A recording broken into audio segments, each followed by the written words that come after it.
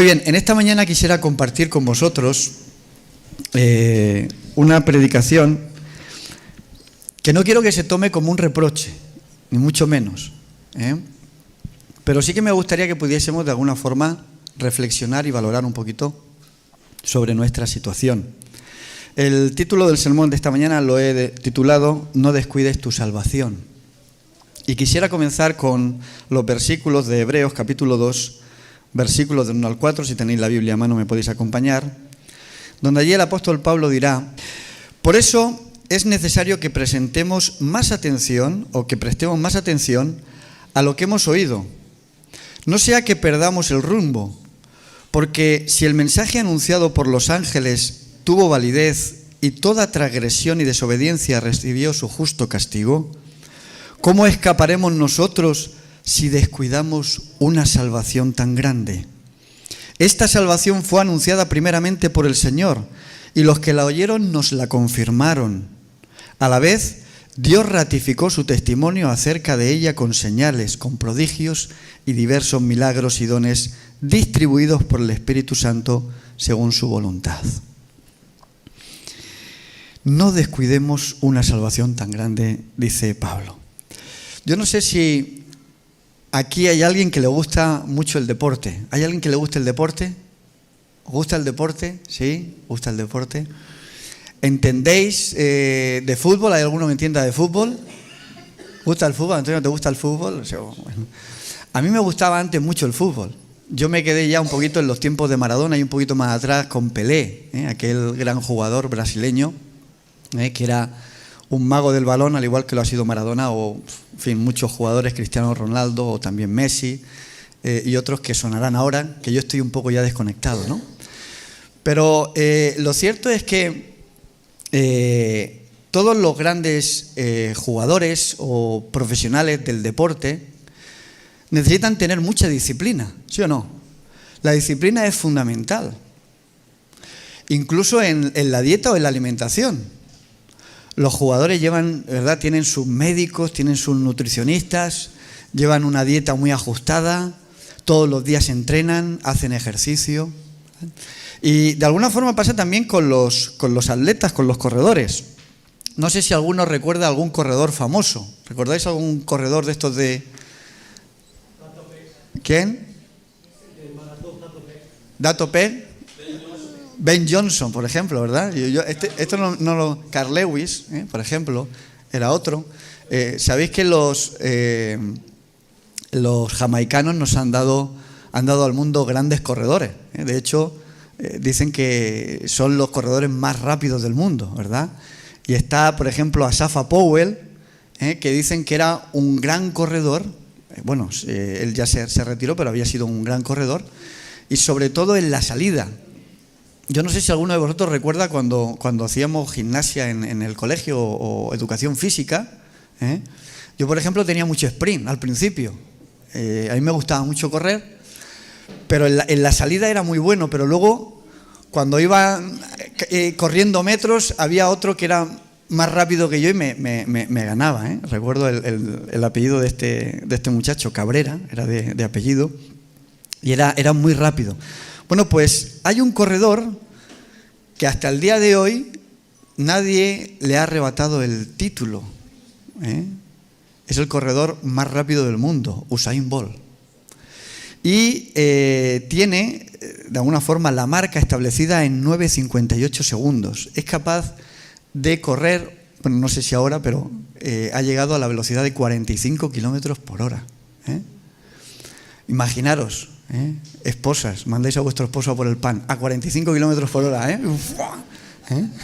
Qué bueno, vendría el pan calentito incluso. O sea, fijaros la velocidad a la que es capaz de llegar un ser humano, como es este corredor. Bueno, a él le apodaron en inglés Lightning Bolt, el relámpago, de lo rápido que corría este corredor.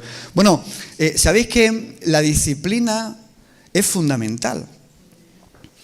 Y estos atletas entrenan horas y horas al día. Y tratan de dormir bien, tratan de comer bien, tratan de llevar una vida muy disciplinada. De alguna forma el apóstol Pablo Él nos llega a decir en 1 Corintios 9, dice, ¿no sabéis que los que corren en el estadio, todos a la verdad corren, pero uno solo lleva el premio? Corred de tal manera que lo obtengáis. Todo aquel que lucha, de todo se abstiene, ¿verdad? Cuando uno quiere estar bien sano, bien con una buena vista, ¿verdad? Tener un cuerpecito bien definido, ¿verdad? ¿Qué tiene que hacer? Como dice el dicho, poco plato y mucho zapato. Hay que comer poco y caminar mucho, hacer ejercicio, cuidarse, ¿no? De todo se abstiene, dice Pablo. Ellos a la verdad para recibir una corona corruptible. Fijaros el esfuerzo que hacen los deportistas. Pero para recibir una corona corruptible. Pero nosotros una incorruptible. Así que yo de esta manera corro, no como a la aventura. Y de esta manera peleo, no como quien golpea al aire, sino que golpeo mi cuerpo y lo pongo en servidumbre. No sea que habiendo sido yo heraldo para otros, yo ahora mismo venga a ser eliminado. Un heraldo, ¿verdad?, del Evangelio, dice Pablo, tengo que tener cuidado para no ser descalificado. Yo recuerdo en un sermón, no sé si fue aquí en Murcia o en otra iglesia, contaba la historia de otro corredor. No sé si alguno conocerá el nombre, se llama, bueno, si le suena, Win Esajas. ¿Alguno ha oído hablar de Win Esajas? Bueno, este atleta, ya falleció, pero viajó a Roma, era una persona que se había preparado durante muchísimos años y viajó a Roma para participar en los Juegos Olímpicos que se celebraban en 1960, allí en Italia. Y él representaba la ciudad de Surinam. ¿A alguno le suena esa ciudad? Los hermanos de Venezuela la tienen un poquito más cerca, ¿verdad? Está allí en Latinoamérica, en Sudamérica. Y él representaba a esta nación. Y, ¿sabéis? Se hizo eco al día siguiente en los periódicos. Porque este muchacho, este corredor, no ganó ni tampoco participó, a pesar de que era uno de los favoritos. Los artículos de prensa dijeron por la mañana que este corredor se había quedado dormido y no pudo participar. Fijaros, de alguna forma, qué increíble negligencia, ¿verdad? Yendo a participar a las Olimpiadas, siendo uno de los favoritos y haberte quedado dormido. Bueno, luego, pues evidentemente su entrenador trató de suavizar esto y dijo, no, es que me he confundido en el horario y no le he dicho bien el horario para participar. Y bueno, pues ahí se quedó un poquito la noticia, ¿no? Pero ¿a qué os suena cuando uno tiene que correr esa carrera y se queda dormido? ¿A qué os suena? ¿La Odisea? ¿La parábola de las 10 vírgenes? De alguna forma, el Señor nos habla de esa parábola y nos dice que hay algo que tenemos que tener en cuenta, que es muy importante, ¿verdad? ¿Y qué es lo que tenemos que hacer? ¿Hacer acopio de qué? De aceite. ¿Que representa qué cosa? El Espíritu Santo. Si nosotros recordamos la parábola de las 10 vírgenes, dice que habían 10, ¿verdad? 5 prudentes y 5 insensatas. Pero sin embargo todas se durmieron. Es algo que le afectó a todas. Pero qué importante es estar preparado, a pesar de que uno se duerma. A pesar de que uno a veces cabecee. Porque somos humanos, ¿verdad? No somos perfectos. Y a veces podemos caer. Pero Jesús hace énfasis y nos invita en una preparación responsable y prudente. Y creo que nosotros como cristianos también necesitamos ser prudentes en este caso y responsables en nuestra vida espiritual. Seguro que muchos de vosotros habéis oído hablar del famoso primer ministro británico Winston Churchill. Fue alguien destacado durante la Segunda Guerra Mundial. Él tiene una frase que he querido compartir con vosotros, donde dice: el precio de la grandeza es la responsabilidad. Y yo os quisiera preguntar en esta mañana, ¿somos nosotros responsables con nuestra vida espiritual? ¿Somos responsables con nuestra salvación? ¿Queremos la grandeza? Y me refiero no en este mundo, la gloria de este mundo. Queremos la grandeza en el reino de los cielos. ¿Qué tenemos que hacer? Tenemos que ser responsables. ¿Sabéis? Una de las cosas que más se demanda en las empresas de hoy en día es responsabilidad. Hay mucha gente que en su puesto de trabajo no es responsable. Y vivimos en un momento de la historia donde la gente está más preparada que nunca. Tenemos muchos conocimientos a nuestro alcance. Hay gente que habla incluso muchos idiomas. Pero a veces la responsabilidad, eso es lo que impide que una empresa progrese, tenga éxito. Incluso impide que nuestra vida espiritual pueda tener también éxito. Porque muchas veces no somos responsables. ¿Qué hace un atleta todos los días? ¿Qué hace? Entrena. ¿Cómo es su alimentación? La mide. ¿Cómo es su descanso? ¿Cómo debe ser nuestra vida espiritual diaria? A veces nos puede faltar responsabilidad.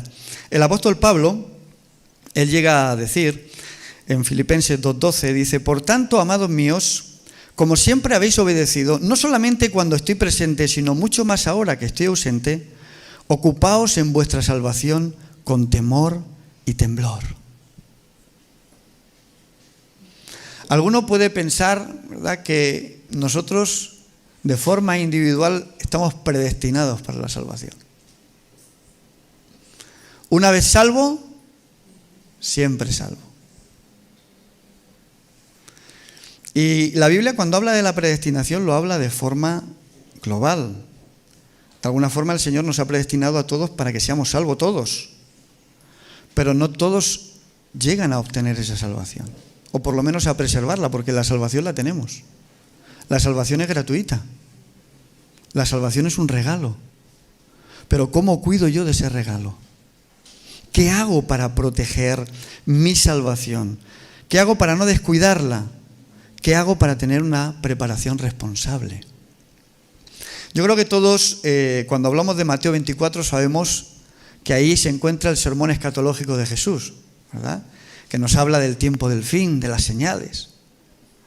Y yo he querido compartir con vosotros unos versículos que se encuentran en Mateo 24, del 37 al 39, donde ahí Jesús llega a decir: como fue en los días de Noé, así será la venida del Hijo del Hombre. Porque en los días antes del diluvio, la gente comía, bebía, se casaba y se daban en casamientos, hasta el día que Noé entró en el arca, y no entendieron hasta que vino el diluvio y los llevó a todos. Así será también la venida del Hijo del Hombre. Jesús de alguna forma nos está recordando que su venida va a ser similar a lo que pasó en los tiempos de Noé. Nosotros vamos a estar viviendo de una forma normal. Sabemos que Cristo viene, pero a lo mejor hay muchos que les puede sorprender la venida de Jesús. Y puede ser que uno no esté preparado para el encuentro con el Señor. ¿Qué pasará en ese momento? De alguna forma resonarán las palabras de Jesús: no entendieron nada hasta que vino la destrucción sobre ellos. Nuestra preparación como creyentes tiene que ser responsable.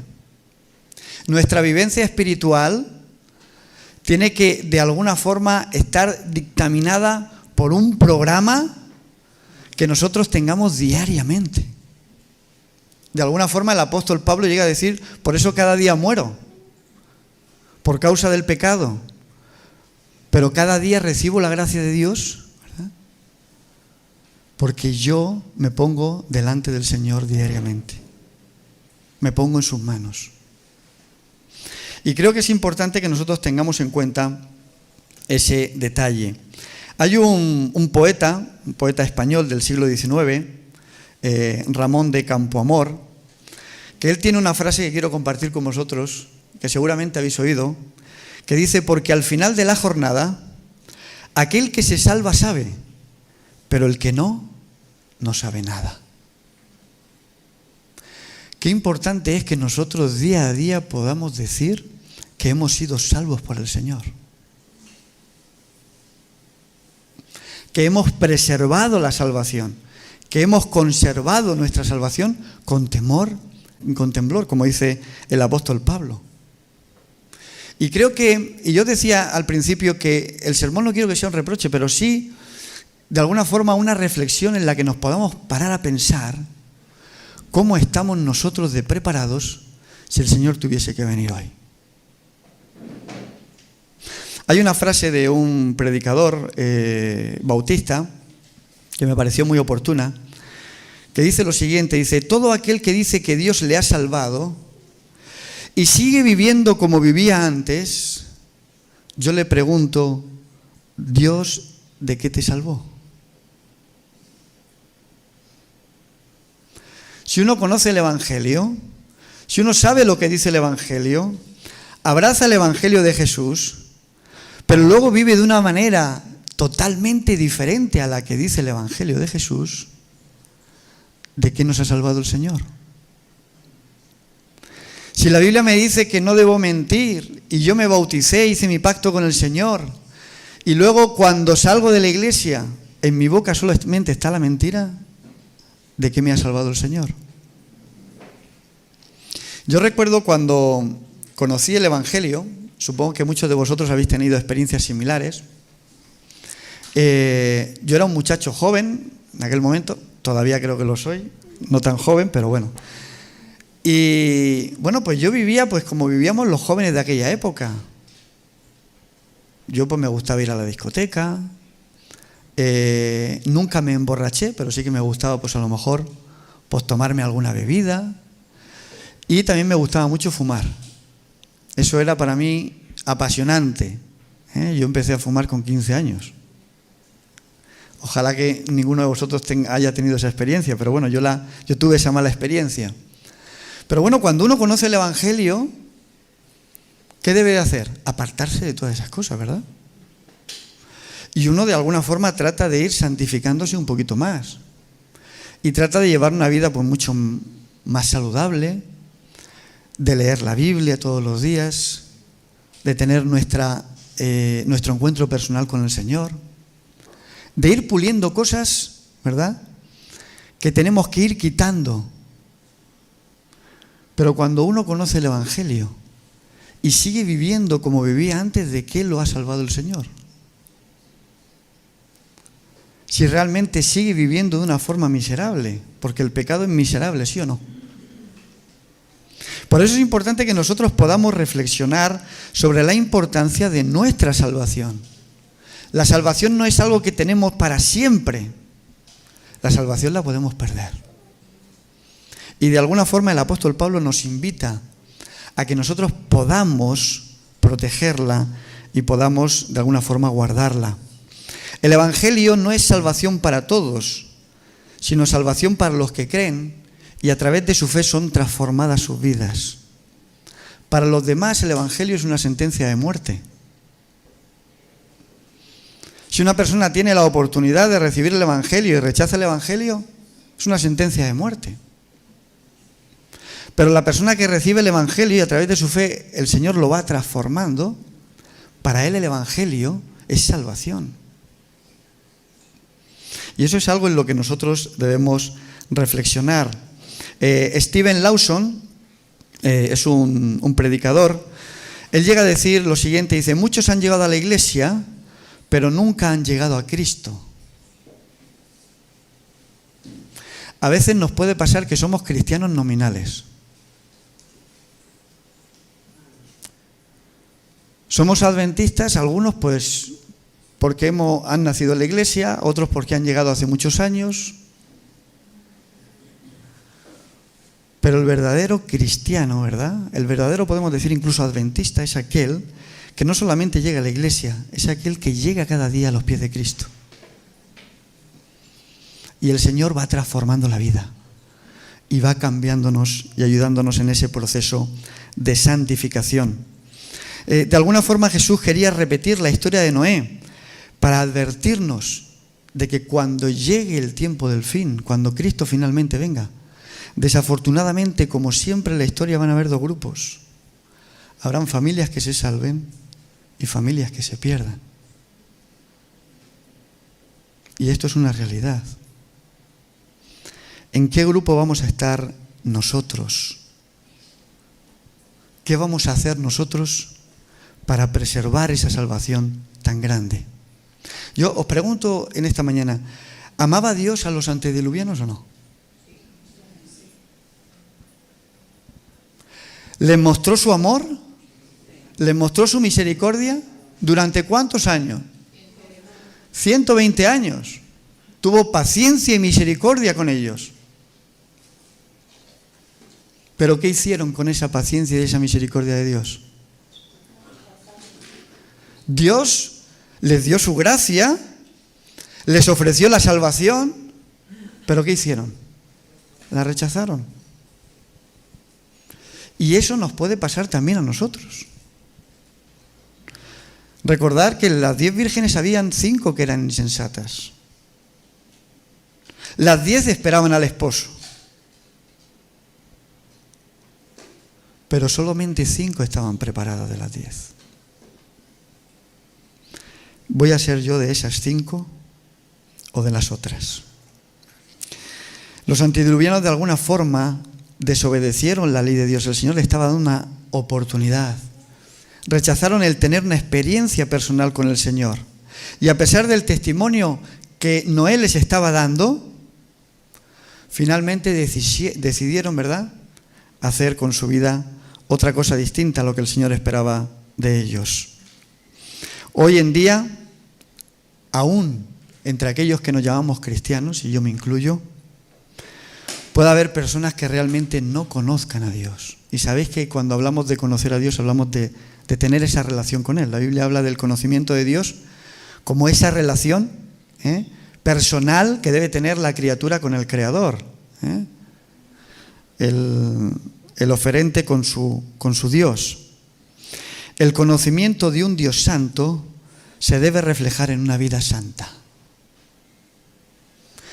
¿Y cómo en nuestra vida, mis queridos hermanos?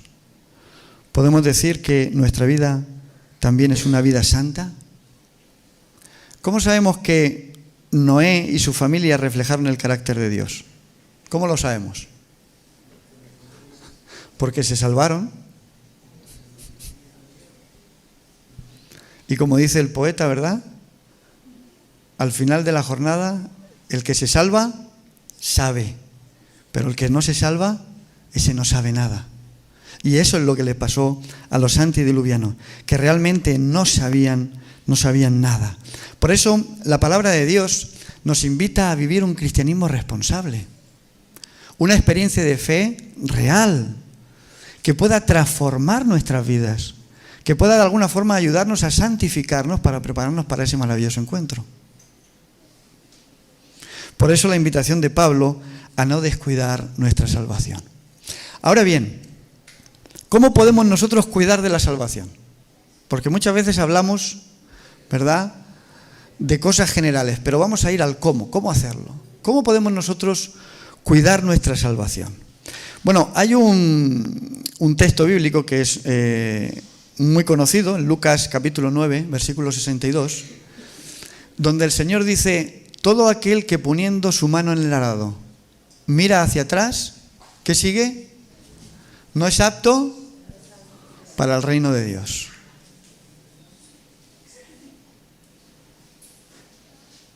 ¿Dónde debe estar puesta nuestra mirada? Hoy en día, claro, como todo ha cambiado tanto, yo no sé, seguramente los más antiguos, los más mayores, habrán conocido el arado. Incluso en algunas películas se ve, ¿verdad?, lo que es el arado, cuando van los bueyes o los animales con un arado y van haciendo los surcos. ¿Qué pasa cuando uno está arando y va mirando para un sitio y mirando para otro? ¿Qué pasa con el surco? Se va desviando. no se hace un surco recto. Por eso la importancia cuando nosotros hemos hecho nuestro compromiso con el Señor de mirar al Señor, de poder poner nuestros ojos en el Señor. El apóstol Pablo dice: por tanto nosotros también, teniendo en derredor nuestro tan grande nube de testigos, despojémonos de todo peso y del pecado que nos asedia y corramos con paciencia la carrera que tenemos por delante, pero puestos los ojos en Jesús, el autor y consumador de nuestra fe.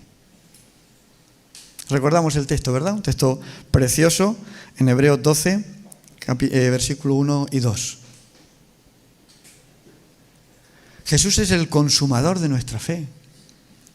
Jesús es nuestro modelo. Jesús es nuestro guía. Jesús es nuestro amparo. Podemos decir que Jesús es nuestro todo. Cuando nosotros dejamos de mirar al Maestro, ¿cómo salen los surcos de nuestra vida? Salen torcidos. ¿Qué le pasó a Pedro cuando estaba caminando por el agua y dejó de mirar a Jesús? Comenzó a hundirse.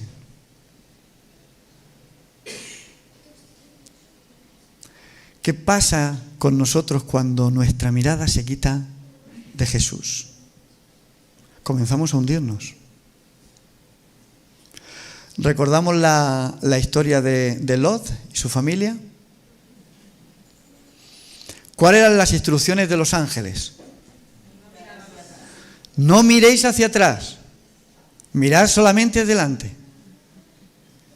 ¿Y qué pasó con la mujer de Lot? Miró hacia atrás.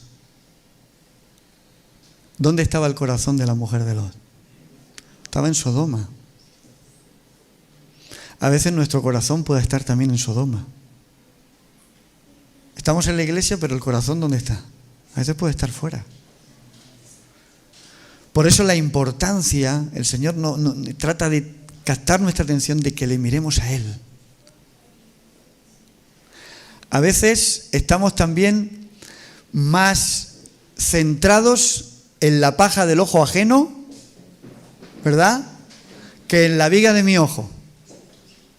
Y claro, como es mucho más fácil mirar al de enfrente, ¿verdad?, es mucho más fácil ver los errores del de enfrente. Pero el Señor, ¿qué quiere? Que mire hacia adentro, que mire mi miseria y que luego lo mire a Él para que Él pueda poner remedio a todo eso. ¿Cómo podemos preservar nuestra salvación? Mirando a Jesús. En segundo lugar, preservando en la doctrina bíblica. Primera de Timoteo 4:16, recordamos lo que dice el texto bíblico, lo vamos a poner en pantalla. Primera de Timoteo 4:16, dice: ten cuidado de ti mismo y de la doctrina, persiste en ello, pues haciendo todo esto te salvarás a ti mismo y a los que te escuchen. Haciendo esto te salvarás a ti mismo. ¿Qué tenemos que hacer? Perseverar, persistir, ¿verdad?, en nuestras doctrinas. ¿Cuáles son nuestras doctrinas? A veces se nos olvidan. Tenemos 28, ¿verdad? Ese número es fácil de recordar. Pero ¿de cuántas cosas nos hablan nuestras doctrinas? ¿De cuántas cosas nos habla el Señor que nos pueden ayudar en ese camino de santificación?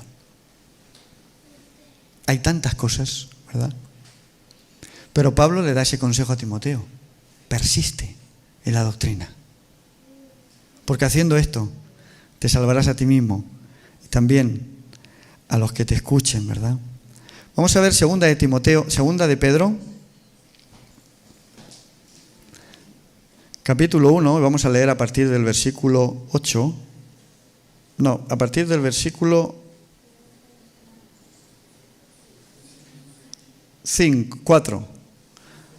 A partir del versículo 4 dice: por medio de estas cosas nos ha dado preciosas y grandísimas promesas, para que por ellas llegamos a ser participantes de la naturaleza divina, habiendo huido de la corrupción que hay en el mundo a causa de las pasiones. Fijaros que nosotros podemos llegar a participar, ¿verdad?, como dice el texto bíblico, de la naturaleza de Dios, de la naturaleza divina. Y dice, por esto mismo poned toda diligencia en añadir a vuestra fe, ¿qué cosa? Virtud. A la virtud, conocimiento. Al conocimiento, dominio propio. Al dominio propio, paciencia. A la paciencia, piedad. A la piedad, afecto fraternal. Y al afecto fraternal, lo que decíamos en la escuela sabática, amor. Es una escalera, ¿verdad? Es progresiva. Si tenéis, versículo 8, estas cosas y abundan en vosotros, no estaréis ociosos ni sin fruto en cuanto al conocimiento de nuestro Señor Jesucristo. Y versículo 10, por lo cual, hermanos, tanto más procurar hacer vuestra firme vocación y elección, porque haciendo estas cosas no caeréis jamás. El fruto del Espíritu en nosotros, Gálatas capítulo 5, también lo conocemos. ¿Cómo podemos preservar nuestra salvación? Dejando que el Espíritu de Dios obre todas estas cosas en nosotros. Que podamos tener paciencia, que podamos tener dominio propio. Nos faltan muchas cosas, ¿verdad? A veces. ¿Todavía hay cosas que el Señor puede pulir de nosotros, sí o no? ¿O estamos ya perfectitos todos? Ya estamos niquelados, como se suele decir. Están ya... Hay muchas cosas todavía que el Señor puede hacer en nosotros. ¿Qué cosa también nos puede ayudar? En tercer lugar, apartarnos de las malas influencias. Primera de Corintios capítulo 15, versículo 33. Lo vamos a poner en pantalla también.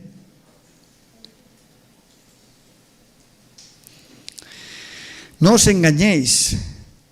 Las malas conversaciones, otras traducciones dirán, las malas compañías corrompen las buenas costumbres. ¿Habéis tenido alguna vez una mala influencia con vosotros? ¿Hay personas que pueden influir para mal en vosotros? Yo recuerdo, fijaros el diablo que astuto es. Cuando yo estaba conociendo la iglesia, estaba a punto de bautizarme. Claro, yo había dejado de fumar, de beber, de ir a la discoteca. Pues venían los amigos con los que salía, incluso algún primo mío, que solíamos salir mucho, venían a por mí para llevarme a ese sitio, ¿verdad? Y yo siempre me había comprado mi propio tabaco. Ahora me lo regalaban. Me decía, hombre, ¿cómo vas a dejar de fumar? Venga, toma. Entonces, las malas influencias, si no las dejas, te van a arrastrar. Y eso puede pasar también dentro de nuestro medio. A veces hay cristianos de nombre que pueden ser una mala influencia. Y Pablo nos dice, cuidado, porque las malas influencias te pueden hacer caer.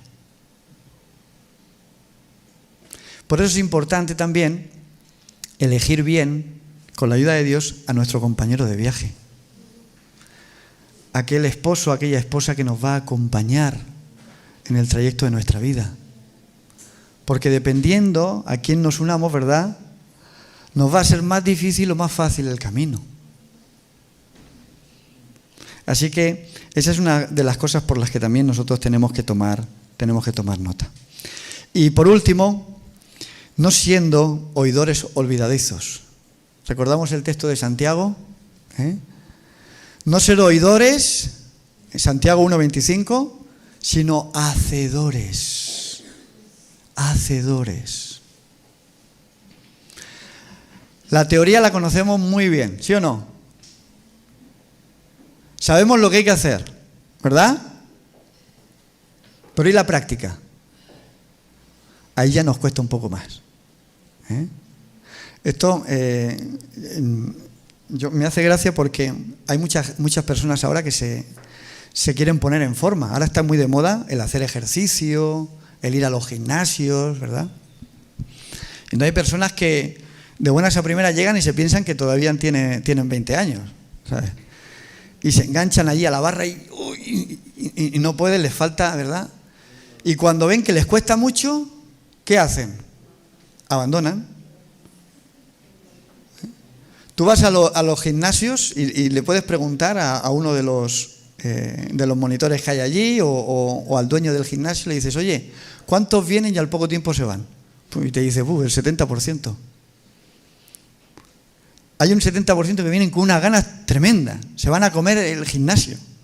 Pero cuando llevan 2 o 3 días, dicen, uy, esto no es para mí.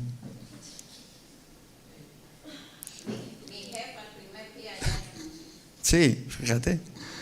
Así que, evidentemente, la práctica es lo que cuesta. Pero tenemos que entender que conforme vayamos haciendo la práctica, vayamos cogiendo ritmo. Poquito a poco, como se suele decir en el deporte, vamos cogiendo fondo. Y vamos, de alguna forma, dando un pasito más y un pasito más. Tenemos que ser, como dice la palabra de Dios, perseverantes. Porque el que persevere hasta el fin, ese será salvo. Ese terminará la carrera. Ese llegará hasta el final. A lo mejor no llega al primero, pero lo importante es llegar. Cuando el Señor quiera, pero lo importante es llegar. Por eso, mis queridos hermanos, de alguna forma, tenemos que hacer todo lo posible para que esa salvación que el Señor nos ha regalado, que es gratuita, no la despreciemos, no la infravaloremos, que no sea una gracia barata, que sea una gracia que podamos honrar con nuestra vida y con nuestra santidad. Porque como dice Pablo, sin santidad ninguno verá al Señor. Termino con un trocito del texto que hemos leído antes, donde Pablo dice en 1 Corintios 9, 27, sino que golpeo mi cuerpo y lo pongo en servidumbre, no sea que habiendo sido heraldo para otros, yo mismo venga a ser eliminado. La salvación ya la tenemos, mis queridos hermanos. Ahora tenemos que preservarla. Que el Señor nos ayude, que el Señor nos dé las fuerzas que necesitamos para que cuando Él venga podamos decirle, Señor, aquí estamos listos para irnos contigo. Amén.